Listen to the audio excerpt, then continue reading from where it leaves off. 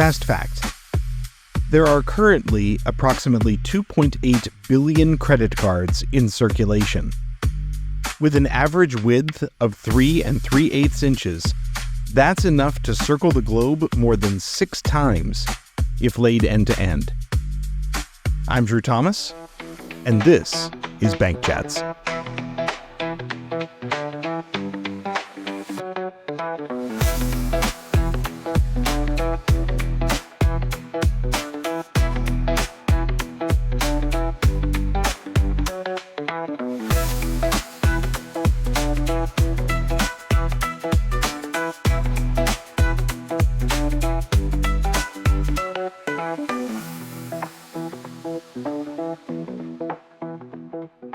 I got to remember to start recording both places whenever I do these, because I'm running the board and I'm running, like, you can't see it on camera, like if you're watching on YouTube, yeah. But like I got the board here and then I got the computer here and then I'm recording 2 different places. Hi, Jeff. How are you? I'm good. How are you, Drew? And it's okay. It's fine. I can match up the audio and video pretty good now. We really probably should have one of those clapboards for you or something like that. I do have one. I got to bring one in. I do have one where we could do that. Yeah, that'd be fun. But anyway, so can we still say Happy New Year? I don't know if that's a thing. I think we're getting a little bit too far into the year. Yeah. Yeah. It's when this drops, it's what, 23 days into the year? Yeah. Something like that. Yeah. So we're like 8% of the way in. The year's ruined as it is. We might as well just start talking about 2027. We just say Happy Wednesday. Happy Wednesday, Drew. Yeah. Happy Wednesday. Is it Wednesday or Tuesday? It's Tuesday. No. We drop on Tuesdays. Well, we're recording this on a Wednesday. Oh, we're recording this on the Wednesday. That's okay. All right, fine. It all depends on what on what day it actually is versus what day you're listening to this or watching this. At any rate, what are we talking about today? Well, we sent a little teaser out the last 2 cents. We did. You did. That we were talking about credit cards today. Yeah. Yes, I finally paid off my December Christmas shopping credit card bill. So, good for you. Yeah. Yeah. As soon as that came, I was like, got to get that one paid off. Yeah, it's always, the holiday season is always, there's always that sense whenever you're in the middle of it and there's the holiday magic happening all around you and you're just like, it's fine, just pay it, Yeah. And then all of a sudden in January it comes, the cold weather sets in, the gray skies and the credit card bills arrive and you're like, oh man, I never should have said just pay it. Yeah, and it's a bigger number than you normally have. Yeah. Yeah. That's what scares me. Yeah. Yeah. But you're actually very disciplined when it comes to your credit cards and so forth. I try to be. Yeah. I use my credit cards more as not like a crutch, but more as like a credit building tool, I guess you'd say. Yeah. Yeah. So I mean, and I mean this as a compliment. You're far better than most Americans when it comes to that. Well, thank you. Yeah. Yeah. I mean, I can't remember the last time I actually had accrued interest on a credit card. I'm very disciplined, pay off my credit cards every single month on time, well ahead of time. I mean, as soon as I get that statement, I try to pay it off. But yeah. So for all the people that are listening to this or watching this and are feeling like about this big because Jeff is so much better than you, I totally get where you're coming. And I'm far better at it now than I was when I was younger. Yeah. And I think that you're about 10 years younger than me. I am. Yeah. Yeah. So, or give or take. Yeah. I think that 10 years makes a big difference in terms of some of this conversation, because I think that my parents and definitely my grandparents sort of looked at credit cards as just another account, and they just constantly carried interest and constantly carried that balance with them, and it was just a part of their life. My parents got a little better at it, and I think that now, like, my generation and then like into like your generation is getting to the point where we're starting to understand just how detrimental it can be to carry that much interest all the time. Oh yeah. Yeah. Especially with the rates that we have today. Yeah. Yeah, definitely. I mean, I still remember my grandmother talking about charge-a plates like charge a plates. Okay. Like it was, they didn't even have a credit card in the traditional sense that we think of credit cards now. Like, they would go to Glosser Brothers and there would be an account on file and they would charge charge to the account, and it was all still on Glosser Brothers books, It wasn't an external bank offering them. It was all internal. So from the 1960s, say, when those became a thing, and then the first Diners Club credit card. Yep, that was the first. First, very first credit card going to restaurants and things like that. So you figure, I mean, credit cards, we've learned a lot in the last 60 years. You don't think of credit cards as being that young, but they kind of are. Yeah. Yeah.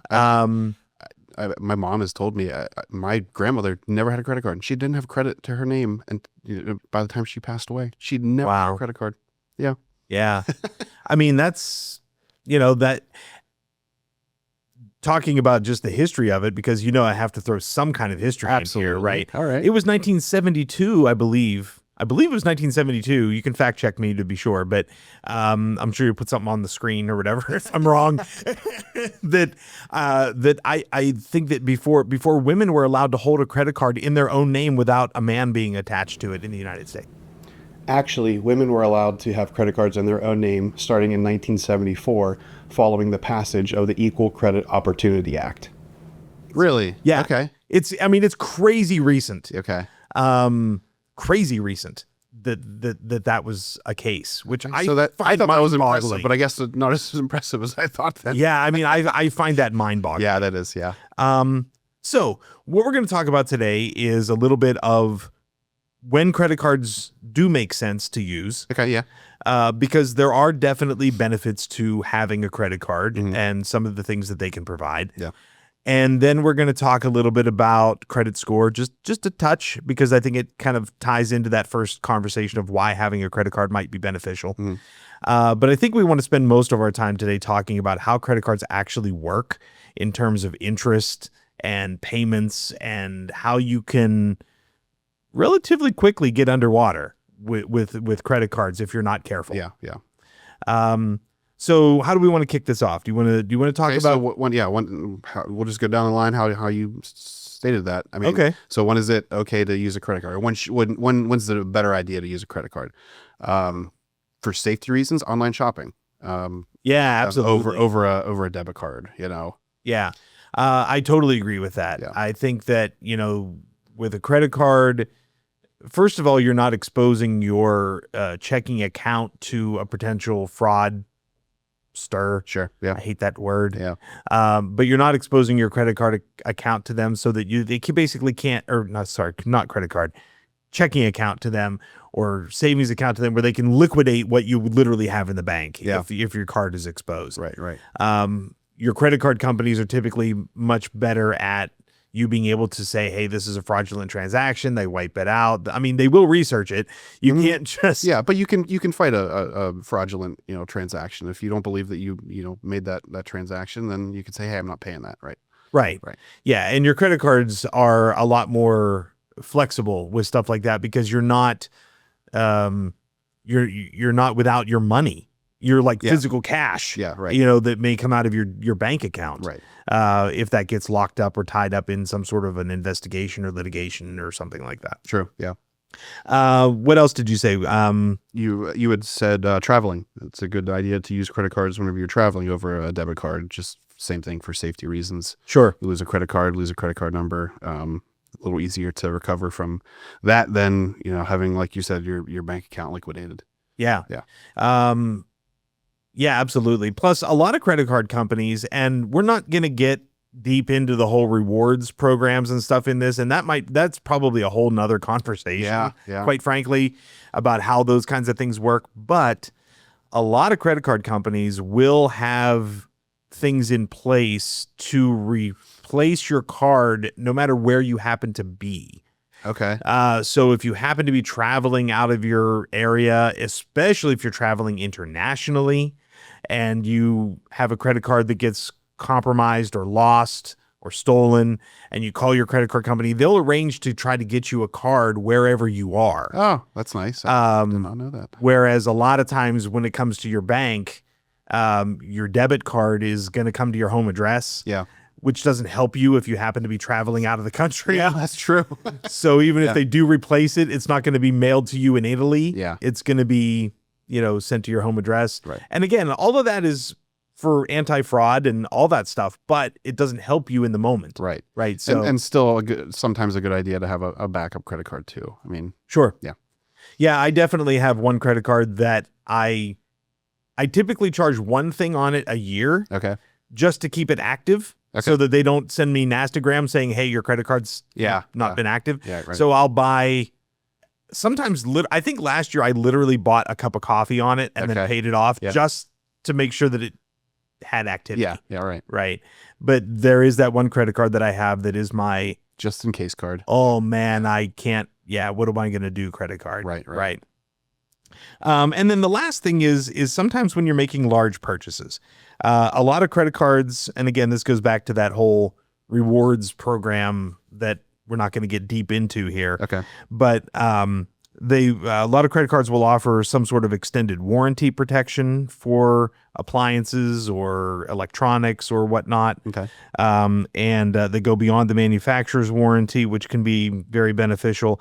And a lot of times you can find credit card offers that will give you some sort of extended low or no interest promotion whenever you're buying a large purchase. Okay. Yeah. Which essentially, they used to use the term same as cash.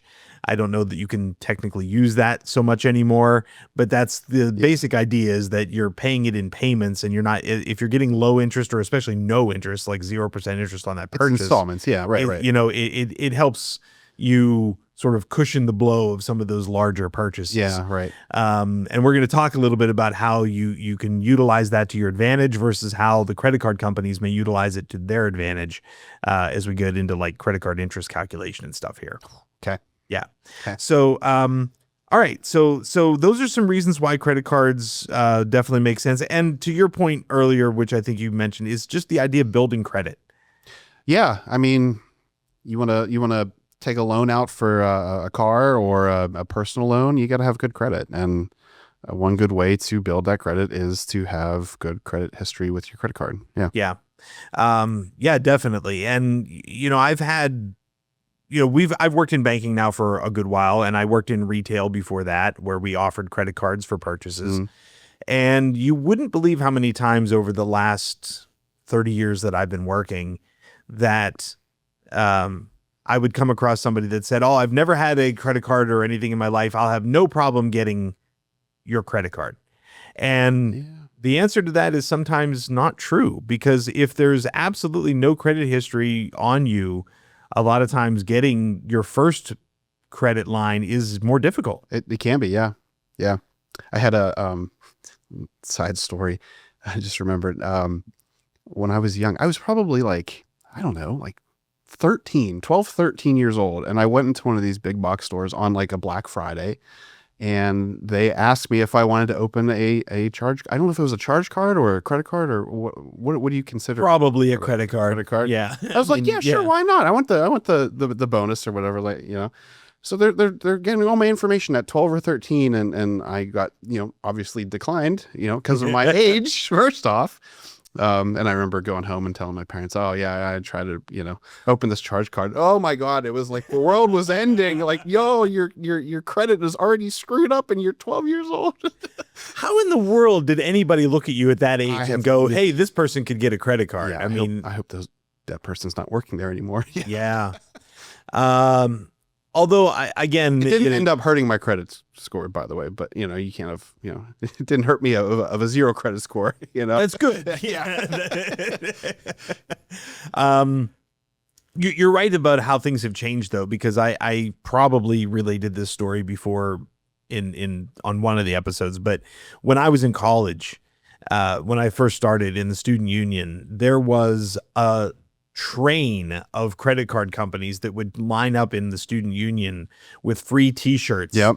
And, sign up for a credit card and get a free t-shirt. They were the most expensive free t-shirts I've ever had in my life. Oh, yeah. Because, it cost them next to nothing to provide me with a free t-shirt and then a credit card at 22% or something. Yep. And back then that was still allowed. Like, you can't do that anymore. Like, there are rules and regulations in place at college campuses that prevent credit card companies from doing that these days, because you're essentially preying on younger The uninformed, adults right. who are uninformed and uneducated on how credit cards work. And, they think that this is just free money that they can use to go out and party, when in reality, they're just racking up additional debt on top of this likely student debt that they're accruing. Right.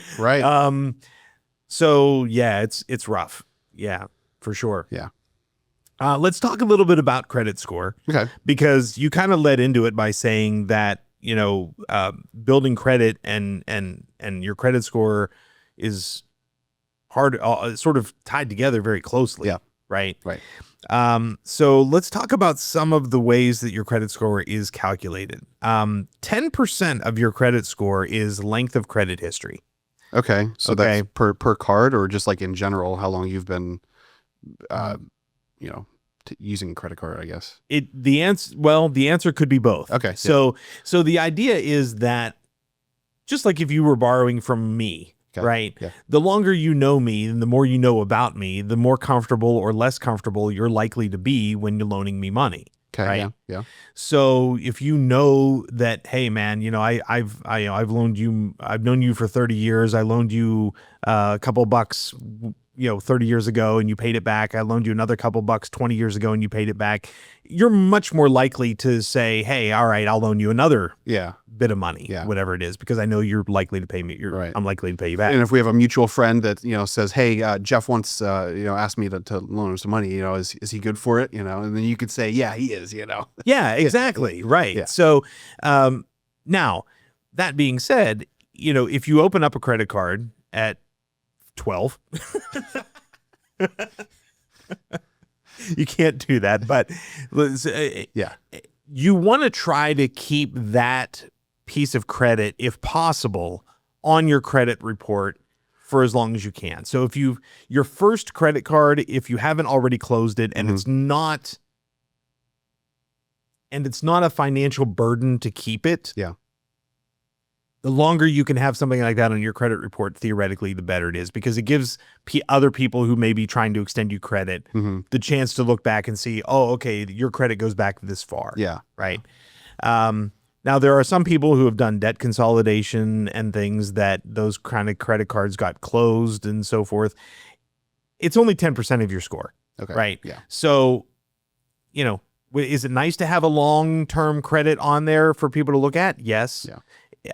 But at the end of the day, you got to do what's financially best for you. Yeah. Yeah. Okay. 10% is new accounts. So that would be every time that you go and somebody pings your credit to see if you're credit worthy, and you open a new account, that's 10% of your score. Okay. So that knocks you down just 10%. Well, it's not like down. down 10%, but it's 10% of the score's weight. Okay. So as they take all these factors in, it's kind of like a grading on a curve in school. You're gonna have more weight on one thing than another. Okay. Right. Yeah. 15% of your credit score is the type of credit you have. So a difference between, say, a mortgage, a car loan, and a credit card, right? They're all lending vehicles, but a house that has equity and is a larger number and all that kind of stuff is probably going to be, okay, this person has, that on the, going for them, as opposed to, say, what should be short-term credit, like a credit card. Okay. Yeah. Right. So the type of lending they have, the type of credit you have on your card. Now we start getting into the heavy hitters. 30% is what you owe. Okay. So your balance is any additional fees. Yeah. Correct. Okay. So if you have $100,000 in debt, 30% of your credit score is looking at that value. Okay. And saying, wow, that's a lot, Oh. or wow, that's not. Now, that also could come into play in terms of your income. If you're Bill Gates and you're making $3 billion and you're worth $3 billion and you have $100,000 in credit card debt, So they're looking at your debt to income ratio. yes, they're looking at that as well. Okay. Right. But let's imagine, I'm just going to throw an example together in my head, but let's imagine you make $100,000 a year Okay. and you have $50,000 in credit card debt, and now you're asking to go buy a $75,000 car, Lincoln Navigator or something like that. I don't know. Okay. Sure. Yeah, Right. I'll take it. Yeah, me too. They're going to look at that and they're going to go, well, you're only making $100,000 a year. You already have $50,000 in debt, and you want to add another $75,000 in debt. Over how long? But yeah, I mean, yeah. But still, Yeah, like, you got to pay all these things off. Like, how are you going to pay me back if you're already having to pay all these other people back? Yeah, I guess. Yeah. Right? Yeah. Because you're already making payments on all this other debt. So now I have to take that into consideration too. Oh, you make $100,000 and your Lincoln Navigator payment might be $900 over 5 years or something like that a month. Yeah. Right. Right. But you got to pay that $900 in addition to The 50,000. the 50,000, the payment you're making on the 50,000 you already have. Yeah. Right. So that's a big deal. And then the number one thing that is on your credit score is payment history, which ties Make your very payments close on time. Yes. It ties very closely to that how much you owe. Yes. Right. Yeah. If you're making your payments late, that's going to really, really negatively impact your credit score. Now you can make your minimum payments, but as long as you're making your minimum payments on time, then that's not going to ding your credit score. True. Yes. Is it a good idea to make payments higher than your minimum? Absolutely. And we are about to get into the weeds on that. But yes, you make a very good point. As we talk about interest, and we're going to talk about interest here in some depth. Yes. I think that there's the potential for some of this to get confusing, and we're going to try to not make it confusing. Mhm. But before we start potentially confusing anybody, I think there are a couple of things that you should know.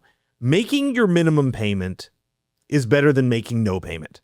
Absolutely. Right? Yep. So that is important to understand, that whether or not it's financially advantageous to you to only make minimum payments or not, from a monetary standpoint, we're going to talk about how that's probably not the best idea.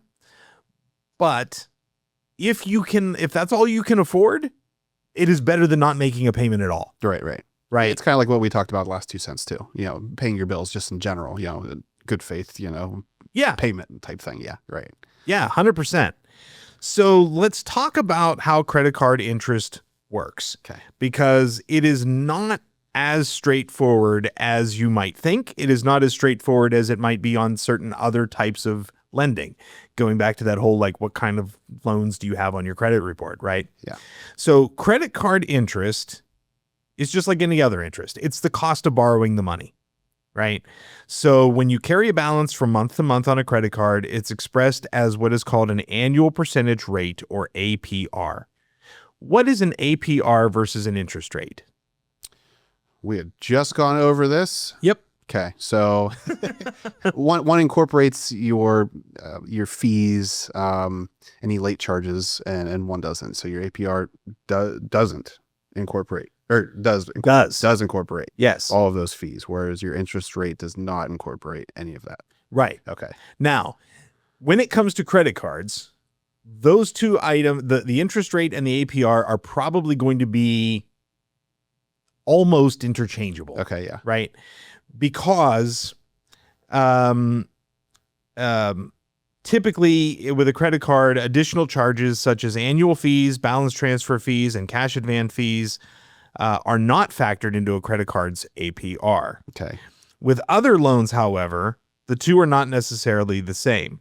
So while your interest rate determines how much interest rate you're paying on an annual basis for a loan, right? So let's imagine that this is a mortgage, right? The loan's APR incorporates all finance-related charges, including things like origination fees, application fees, and other things. Okay. So So it's more universal. Like it's easier to understand, I guess. Everything's kind of wrapped up in under one number. yes. Okay. Yeah. Okay. So I know we kind of talked before we got started, but I'm going to use the same example I did. It's to give you more of an apples to apples comparison. So Sure. back in the 70s and 80s, some banks would try to get a competitive advantage over their local other banks by saying, "Hey, we offer a mortgage rate of." Let's imagine that it's the Jimmy Carter era. We imagine, right? We offer an interest rate of 10%, which is way lower than Bank B that offers an interest rate of, say, 13% on a mortgage, Yeah. right? Yeah.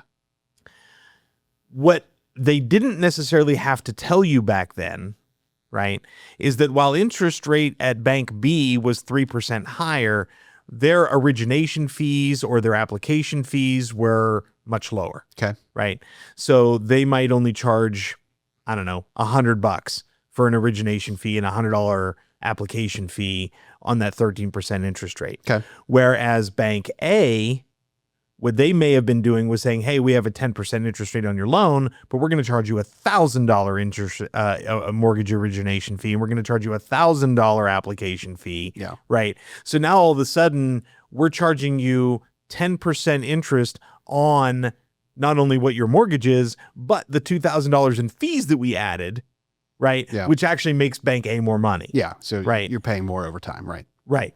So the idea was, with this whole truth in lending and everything else, which is a fantastic thing that happened in banking, that this APR for loans like that is supposed to give you a better apples to apples comparison between banks, because they have to incorporate all that into what you're likely to pay in interest over the course of a year. Makes sense. Fair? Yeah.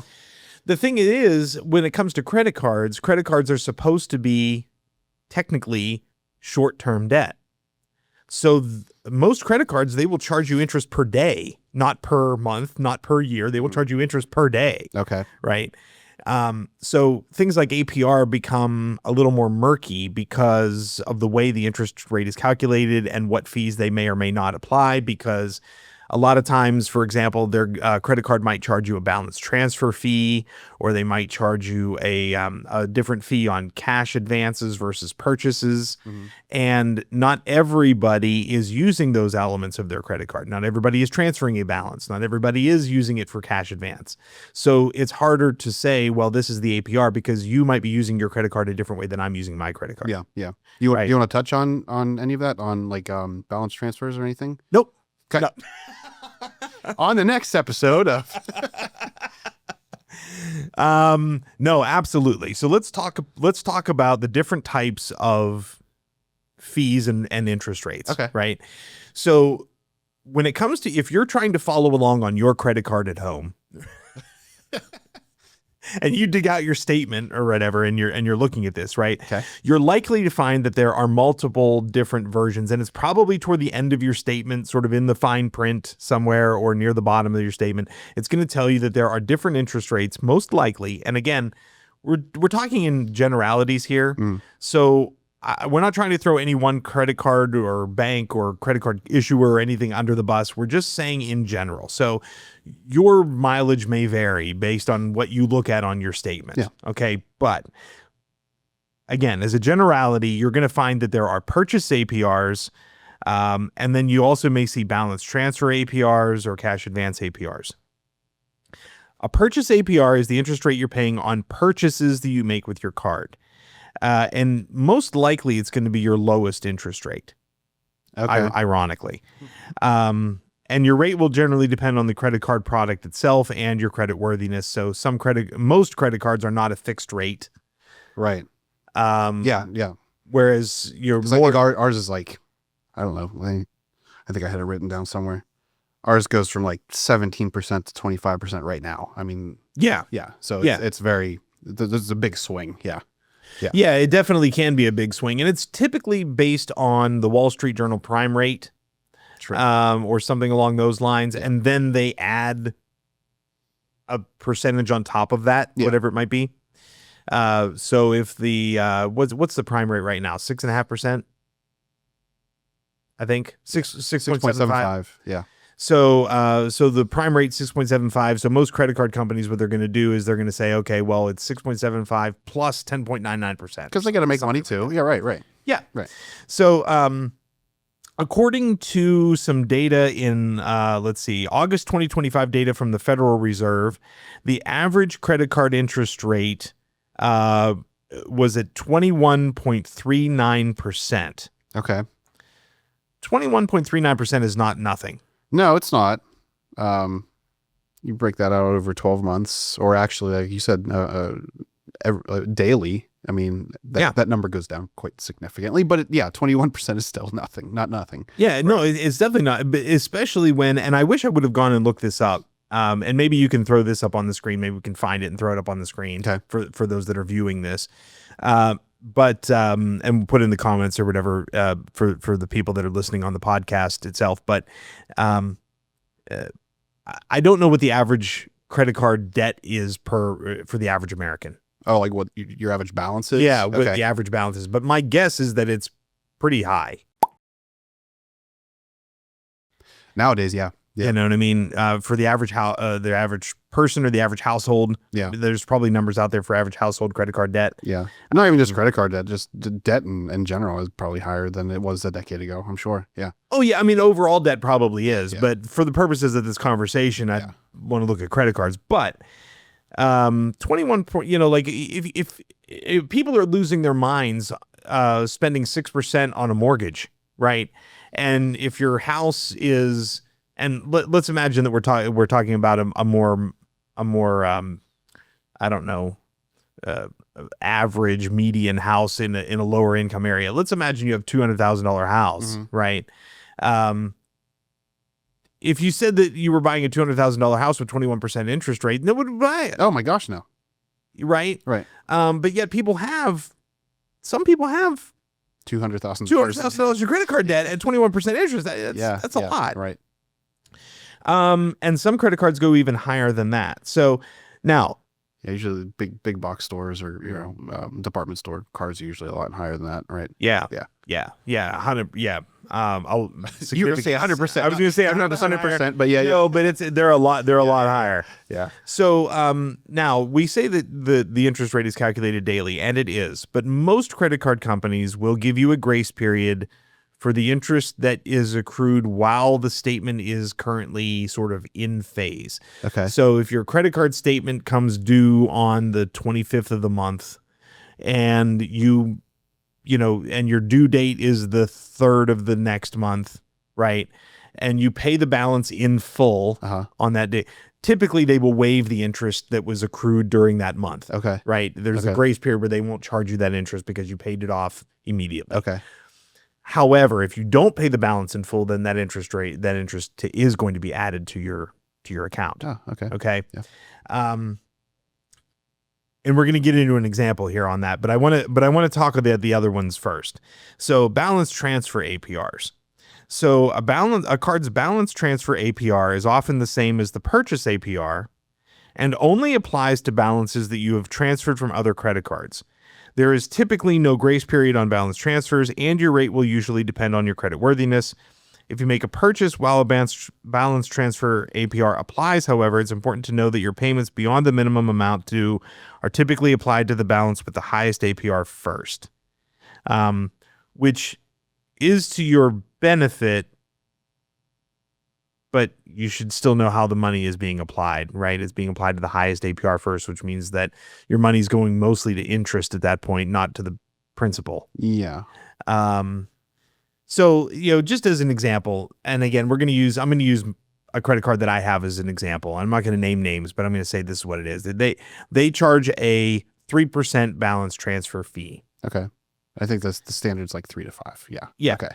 So if I wanted to say I was, I don't know, say I had a credit card that was 30% interest, and my credit card, the other credit card I have is 20% interest. Okay. Right. It's to my advantage to move the balance from the 30% interest card to the 20% interest card. Oh yeah. Right. Right. but I'm still going to pay a fee to do that typically. So if I'm moving, say, $1,000 and it's a 3% balance transfer fee, right? Now I'm actually moving $1,030 to the new card. Yeah. And I'm going to pay the 20% interest on the new card on $1,030. But it's still going to be lower than what your 30% interest was on the old card. Yeah. Right. So that is something that you can look into. You know, if you have a credit card that has a large credit availability, Mm-hmm. and that credit card offers a lower interest rate than one of your others, it is a way to potentially lower your debt a little faster. Yeah. By transferring the balance from one to the other. Now, sometimes credit card issuers will have some promotional card where they'll offer zero interest for a certain number of months. And that's great for a balance transfer, but you also have to look at what that rate's going to be after that time period is up. If that interest rate is higher than what you were paying with your original credit card, and you have a history of racking up a balance, you may not want to transfer to that card. Yeah. I mean, that's a very fair point. Yeah. You're absolutely right. And you know, that kind of, I think that's a good opportunity to talk a little bit about, because you mentioned the big box department store cards. Right. That typically have much, much, much higher interest rates. Often in excess of 30%. Mm-hmm. Right. Right. A lot of those store cards will offer sort of anytime deals where if you're spending, say, over $500, you get 6 months no interest on a purchase. Yeah, right. Or if you're spending over $2,000, you get a year no interest, or whatever it is. Yeah. Right. Those are fantastic deals if you pay them off within that time frame. True. Very right. Yes. Yeah.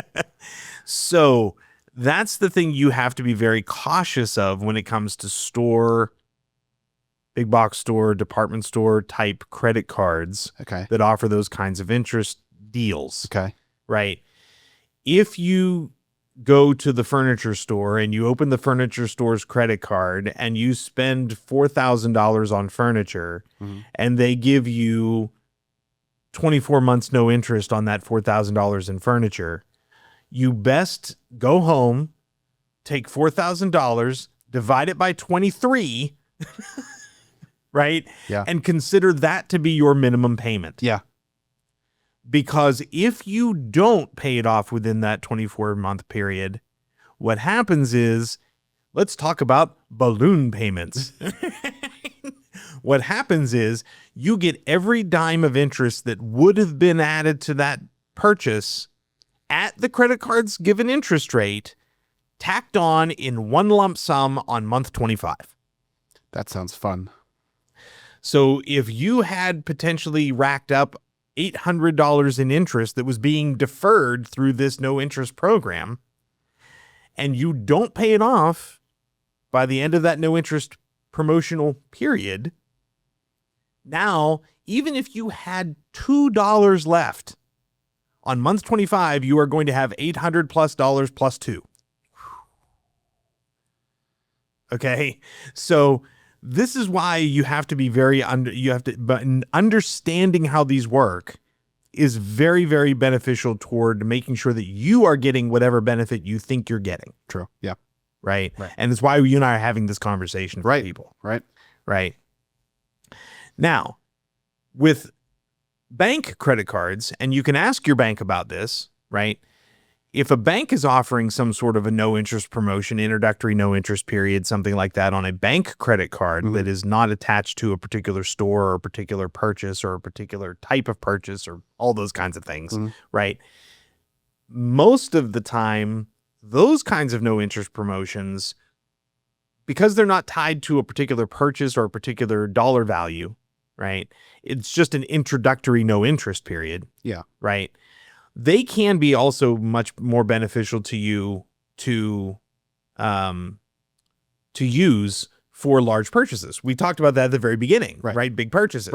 Right. Because In those cases, for a bank, if it's just simply an introductory note, you're opening an introductory no interest means you opened a new account, and for a set amount of time after you've opened that account, the interest rate is 0. Right. Or lower. Right. Right. Before the actual interest rate kicks in. Those cards, if you put a large purchase like a refrigerator or furniture or something like that on it, and say you don't pay it off by the time the introductory no interest period expires, you're still only going to pay interest on whatever's left on your card. On that balance, right. Not on the balance that you put on it when you started. Right. So yeah, better deal. Right. Much better deal. Right. Much better deal. Yeah. Okay.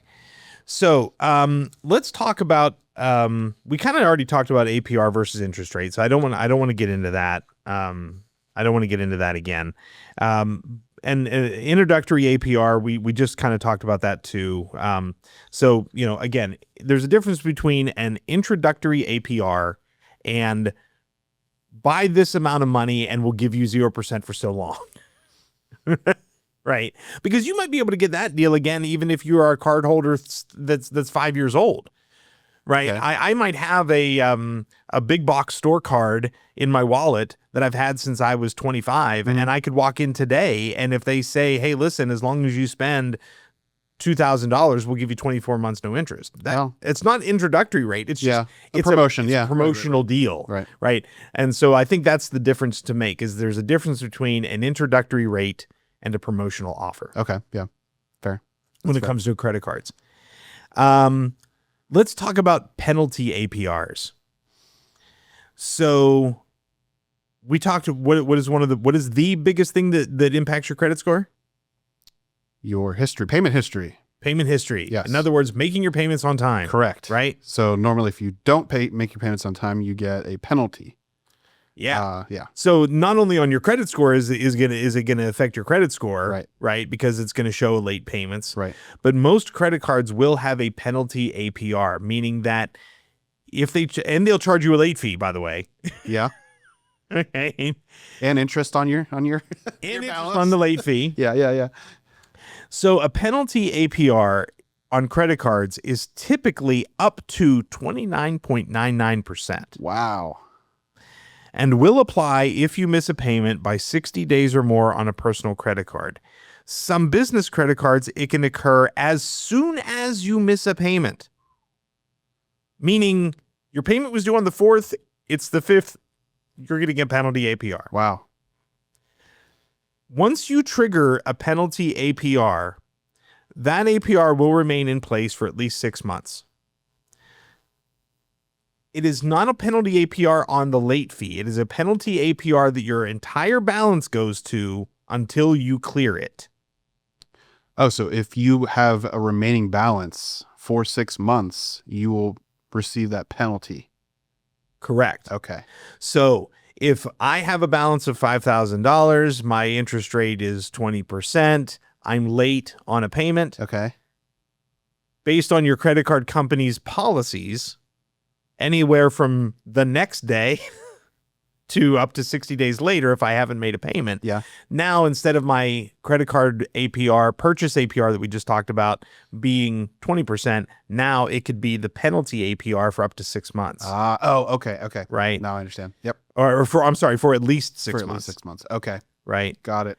So you're going to pay a lot more interest because, you're showing that you can't make your payments on time, so they're going to charge They want to more. cover themselves. Right. Yeah. Right. So let's do a little bit of an example here. So we're going to calculate daily APR. So to do this, you divide the APR by 365. Some credit cards will use 360 because it's easier because you don't have to account for leap years and things like that. Okay. And it's just a nice round number, I guess. So if your APR is, in this example, if your APR is 16%, then your daily periodic rate would be 0.16 Okay. Right. divided by 360 or 365, Okay. depending on what your credit card uses. Okay. So in this case, that would equal a daily rate of 0.00044, right? Now, that doesn't sound so bad. A daily rate of 0.00044, you're like, man, nothing. That's fine. And maybe it is, depending on your balance, right? yeah, Because we're yeah. talking percentages here. Yeah, right. Right. That's 0.00044, not percent. So it would be 0.044%. Correct. Okay. Correct. Gotcha. Right. So, so once you have that, to calculate your average daily balance, because remember, your interest is assessed on your average daily balance. So you have to figure out what that is. Okay. And in order to do that, it's a little more complicated. You have to look at your statement. Okay. You start with your balance on day one, including any debt that you may have carried over from a previous month. Then you calculate your balance for each day by adding the card's balance at the start of the day, the day's new charges. So if you made any purchases or anything else, all right, balance transfers, whatever it is, the day's payments and other credit statements. So if you had, say, if you returned something and you got a credit statement that day, you know, you returned something to the department store, they credit your card. Yeah. Right. That's included. If you made a payment that day, if it was your, you know, you made a payment, whether it was your due date or not, if you made a payment that day, you take that into consideration. And then any fees that may be related to the transactions of the day. Once you've done all that, you'll find the average by totaling each daily balance and dividing that total by the number of days in the statement cycle, which is typically 28 days or 30 days. Yeah. Okay. It's a month, right? Most people do not do this. Like, I mean, it's a calculation that like makes your head spin, you know, so your credit card, you know, but knowing that that's how it's done and understanding that it's a daily, I think the most important takeaway is it's a daily interest rate. Yeah. Most people just pay it, you know. Oh, hey, I got interest. Okay. Well, so what? You know, I'll let it ride to the next one. Yeah. Yeah. I mean, you're right. Most people don't break down this into a, do the math on it. Right. Yeah. Right. Yeah. And they're looking at it and they're saying, oh, it's 22% a year or whatever it is for your credit card. Right. Yeah. So they're just kind of, you know, doing some fuzzy math in their head and going, yeah, that works, or no, it doesn't. But yeah. What you have to understand is that unlike some other loans that may have the interest calculated per year or per month, credit cards calculate it per day. And that means that if you're carrying a balance, right, the interest rate is calculated, it's a compounding calculation. So your interest rate is actually growing at a faster rate than say what your interest balance would be at the end of a car loan or a home loan or something like that. Okay. Yeah. Right. Because they're taking it and calculating it each month or each week or each year. Whereas calculating per day, it's that compounding More granular. interest, Yeah. You know, so even though it is a small amount, you're only adding a few pennies every day. If you add a few pennies every day, it's that goes back to that example. Take a penny a day and double it. All of a sudden, at the Right. end Which of the one's, month, what do you want more? Yeah. $1 million or, you know, right. The money you at the know, end of the month. Right. Okay, so what I did was, I tried to come up with an example that was sort of just Easy enough to understand. yeah. I mean, I don't mean this. I'm not trying to pander to anybody, Yeah. but this stuff is not easy to wrap your head Oh, around. no. So let's imagine that you have a situation here where they said that the average interest rate was 21.39 or whatever. So So 22%. we're going to call it 22% for Okay. the sake of simplicity. Okay. Okay. You have a balance of $5,000 on your credit card. Okay. Your statement arrives. Your credit card's minimum payment is typically 1% of your balance or some minimum, usually $5. Okay. Right. Whatever's higher. Right. It's going to be whichever's higher. Yeah. Because obviously if you're only carrying a balance of $100, they're not going to charge you $1. Like Yeah. that'd be 1%. Yeah. They're not going to charge you $1. They're going to charge you $5. Right. Yeah. It's not worth processing your payment for $1. Postage. Right. Right. Right. Yeah. So they're typically going to say it's 1% of your balance or some minimum of like $5. Okay. Okay, so we have a balance of $5,000 on this credit card, this imaginary credit card, and your statement arrives. Your credit card's minimum payment 1%. So in this example, your minimum payment due is $50. Yeah. Okay. Yep. So let's imagine that the interest rate is the national average right now of approximately 22%. Okay. That means that if you don't pay your balance in full, because remember, most credit cards will give you a grace period. If you pay your balance in full, they won't charge you even though they were charging you daily interest, they will waive that Yep. if you paid in full, Right. typically. Okay. But let's imagine you don't pay it in full. You're going to be charged that interest. $5,000 times 22% annually. And then if you do that calculation that we talked about, right, it works out to being approximately $3 per day in interest. Okay. Which is about $90 a month. Yeah. Now remember, we're making a minimum payment of $50 because my minimum payment value was so your 1%. Your interest is more than your minimum payment. Exactly. Okay. So in this case, you're actually if you just pay the minimum, right? Which that's again, paying the minimum is literally the least you can do, and Without hurting your credit. Without hurting your credit. Right. Right. So if that's all you can afford, fine. Yeah. That's what you should do. Right. But if you can afford to pay more, you should, because in this case, if you pay the minimum payment of $50 and you have a credit card bill that is now $40 higher next month, even if you never made another payment or another charge, I'm sorry. So now next month, your bill is $5,040, even though you paid $50. Yeah. Then you're going to accrue interest on that. Exactly.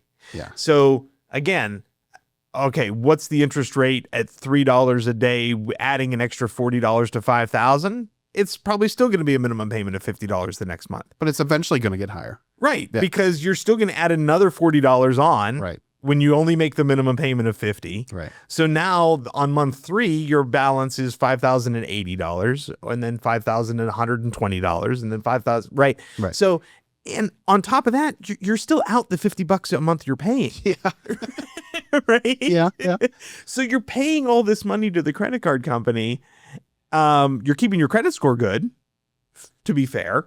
Right. You're showing you're making your payments. Possibly hurting yourself, for opening future credit cards. But yeah. Potentially, because your balance is going up. Racking your balance up. Yeah.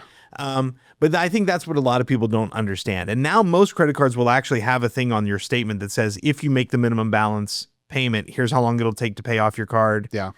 If you make, they'll pick some arbitrary number. If you make a payment of this long, it'll take you this long to pay off your credit card. Right. Yeah.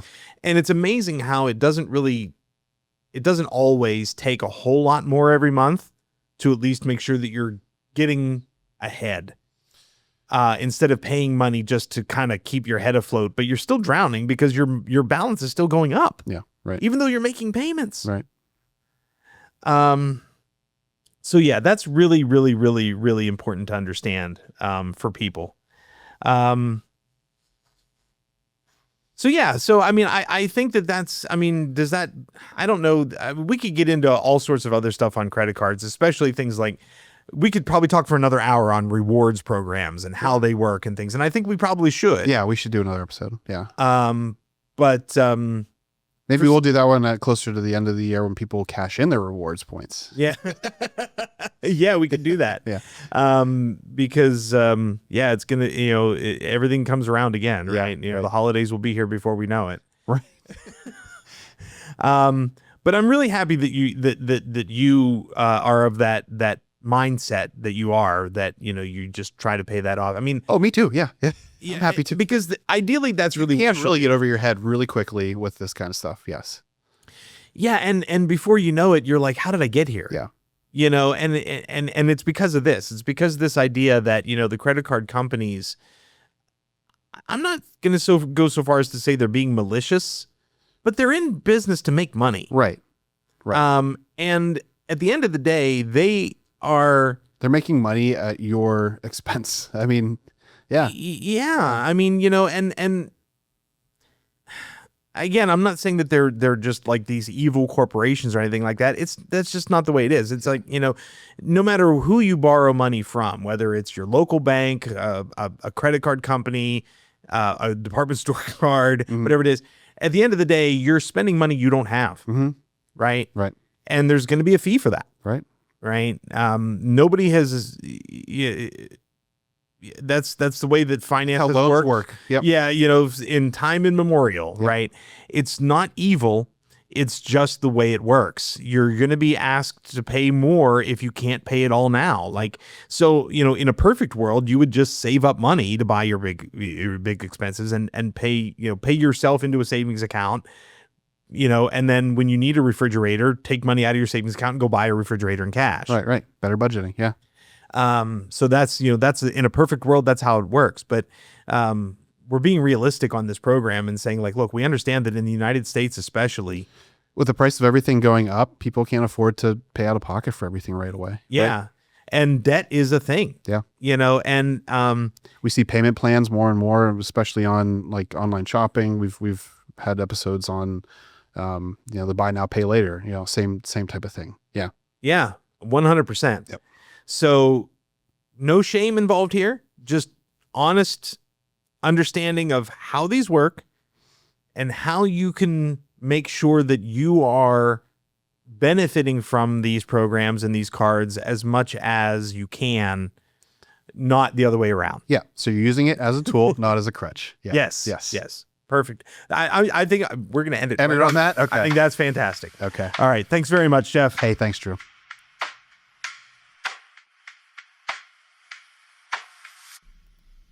This podcast focuses on having valuable conversations on various topics related to banking and financial health.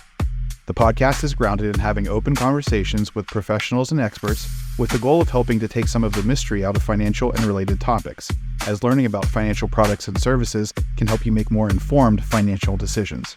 Please keep in mind that the information contained within this podcast and any resources available for download from our website or other resources relating to Bank Chats is not intended and should not be understood or interpreted to be financial advice. The hosts, guests, and production staff of Bank Chats expressly recommend that you seek advice from a trusted financial professional before making financial decisions. The hosts of Bank Chats are not attorneys, accountants, or financial advisors, and the program is simply intended as one source of information. The podcast is not a substitute for a financial professional who is aware of the facts and circumstances of your individual situation.